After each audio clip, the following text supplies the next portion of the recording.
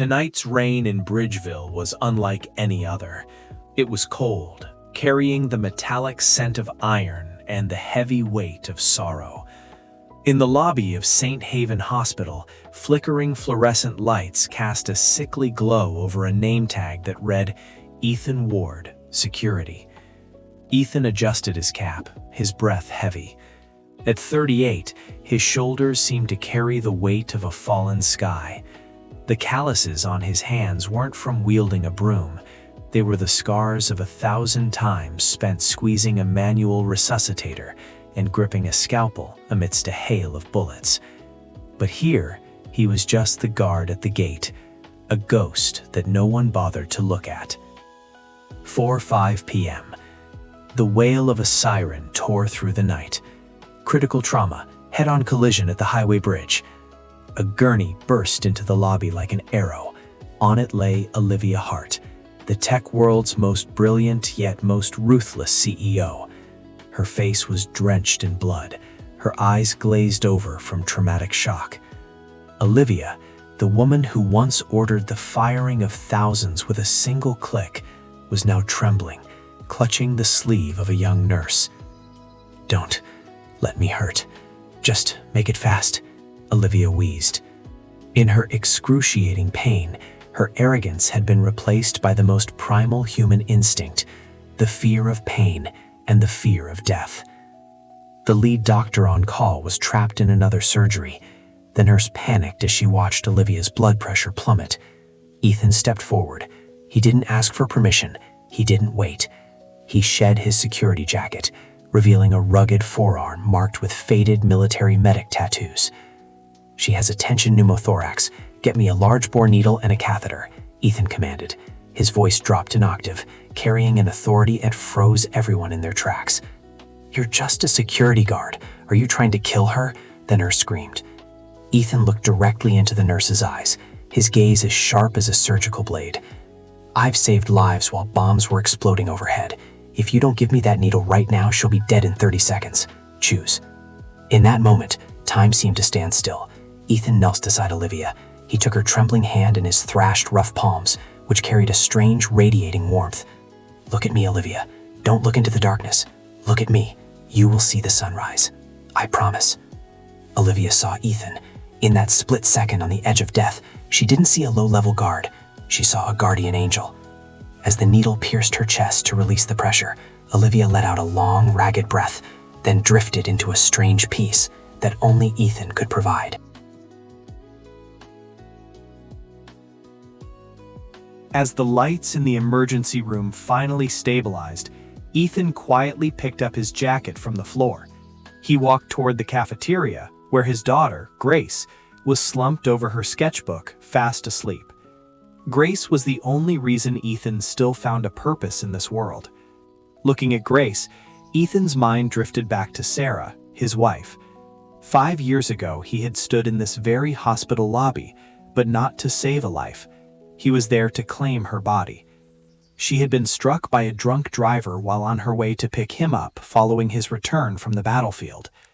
The most talented medic in the Special Forces, a man decorated for saving an entire company, was unable to save the woman he loved most. That was the reason he walked away from it all. He burned his uniform, tucked away his medals, and chose to work as a security guard at St. Haven. He wanted to be near the place where his wife drew her last breath. He wanted a job where he no longer had to make life or death decisions. But destiny, it seemed, had other plans for Ethan. The next morning, news of Olivia Hart's accident flooded the headlines. Billionaire CEO narrowly escapes death thanks to timely intervention. There was no mention of Ethan's name, and that was exactly how he wanted it.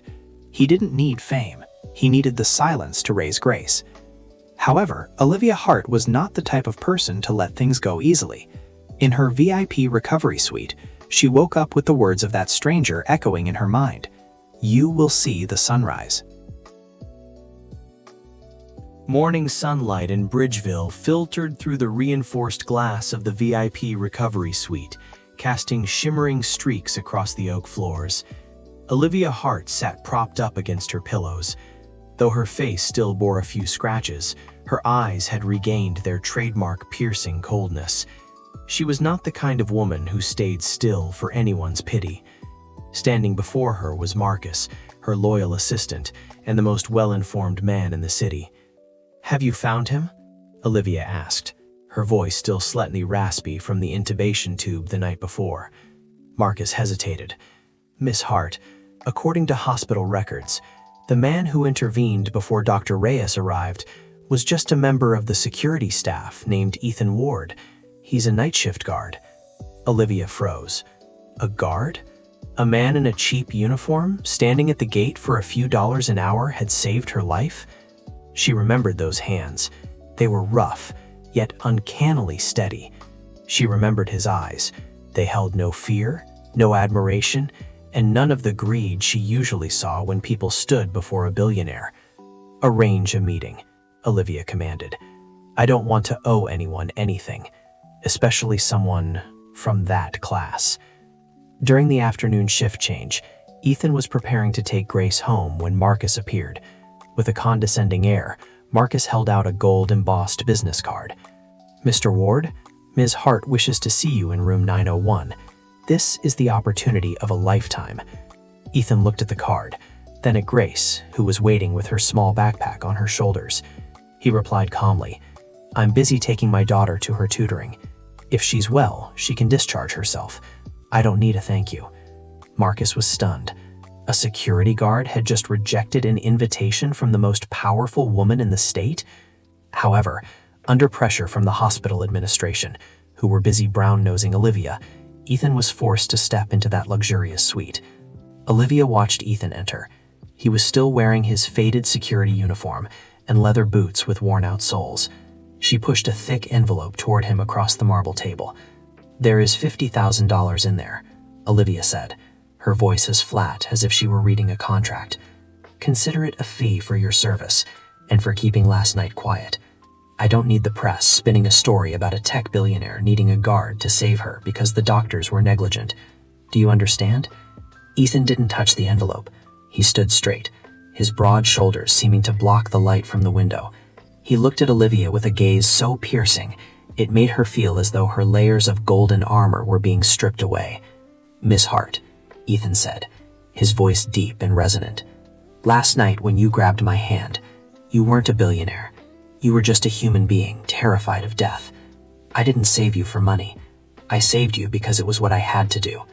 He stepped closer and placed the envelope back in her hand. "You say you don't want to owe me? Then don't. Live a life worth saving instead of trying to buy everything off. Your money can't buy the sunrise." Ethan turned and walked out, leaving Olivia in utter shock. In all her 30 years, no one had ever dared to lecture her like that. Rage flared within her, but beneath it was a gnawing curiosity. Who was Ethan Ward, really? Leaving the hospital, Ethan held Grace's hand as they walked toward the bus stop. Bridgeville began to light up, neon signs reflecting in the puddles left by the rain. "Daddy, who was that lady?" Grace asked, looking up with wide eyes. "Just a patient, sweetie," Ethan smiled, a rare smile reserved only for his daughter. "I told you, in the hospital, everyone is the same." But Ethan's life was not as peaceful as he hoped. In a cramped apartment in the suburbs, Ethan sat quietly at his desk after Grace had fallen fast asleep. He pulled an old iron box from under the bed. Inside, there was no money, only tarnished medals and blurred photographs from the battlefield. He stared at a photo of himself with Sarah, taken before he left for his third tour. Sarah was laughing radiantly, holding a bouquet of sunflowers. That was the last time he saw her smile in the flesh. When he returned, there was only a grass-covered grave and a toddler not yet 3 years old asking, "Where's Mommy?" Memories flooded back. Long nights in the Korangal Valley, the roar of helicopters, the smell of blood mixed with dust. Ethan had been the miracle medic of the Fifth Company. He had used his own body to shield wounded soldiers under machine gun fire. He had performed emergency tracheotomies with a ballpoint pen in the middle of a war zone. Those skills had saved hundreds, but they were also the ghosts that haunted him every night. The next day at St. Haven, another incident occurred. A poor patient without health insurance was being refused admission by the administrative staff, despite suffering from severe chest pain. They were about to push the old man out of the lobby. Ethan was on patrol when he saw the scene. He stepped forward, grabbing the arm of a junior security guard who was about to use force on the old man. "Stop," Ethan roared. "He's having a myocardial infarction. Get a doctor now." "Ward, this isn't your business. He has no money, the hospital won't take him," the clerk shouted. Ethan didn't say a word. He caught the old man, laying him down on the polished floor. He knelt, quickly loosening the man's collar, and began performing advanced pressure point stimulation and specialized first aid he had learned from his years in the Middle East. At that moment, Olivia Hart happened to be passing through the lobby in a wheelchair pushed by Marcus. She stopped, observing the entire scene. She saw Ethan, the low-class guard who had rejected $50,000 the night before, now drenched in sweat, pouring his entire soul into saving a homeless old man. Ethan's eyes burned with a fire of humanity that Olivia had never seen in any of her business partners. He didn't care about his stained uniform. He didn't care if he got fired. To him, a life was a life, regardless of VIP cards or insurance. When the doctors finally rushed over and took the old man away, Ethan stood up quietly, wiped the sweat from his forehead, and resumed his patrol as if nothing had happened. Olivia watched that retreating back, and her heart skipped a beat. She realized that beneath that security jacket was a great soul that her money could never touch. "Marcus," Olivia whispered, "I want to know everything about Ethan Ward, from the day he was born until the moment he stepped foot in this hospital. Don't miss a single detail." The moment Ethan revealed his true identity was absolutely breathtaking. Do you believe a hero could remain hidden for that long? Let us know your thoughts in the comments below. Hit like and share this video if you want to see justice served to those who look down on hardworking people.